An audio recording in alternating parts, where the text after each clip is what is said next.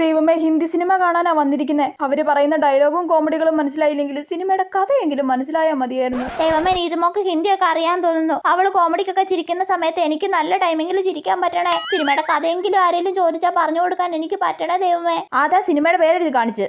അതെ അതെ. അയ്യോ, അത് പ്രൊഡക്ഷൻ കമ്പനിയുടെ പേരാ. ഓ ശരിയാ. അയ്യോ, ഇപ്പൊ ഇവിടെ മുന്നേ നാണം കിട്ടുപോയനെ.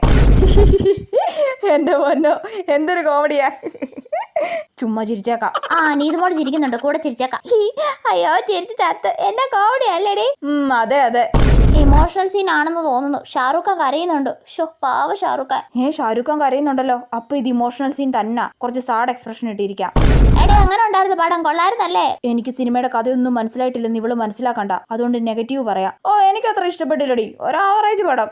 അപ്പൊ ഇത് നല്ല പടം അല്ലേ? അപ്പൊ ഞാൻ മനസ്സിലാക്കിയ കഥയല്ലേ ഈ സിനിമയുടെ യഥാർത്ഥ കഥ? ശരിയാ, എനിക്കും തോന്നി ഒരു ആവറേജ് പടം.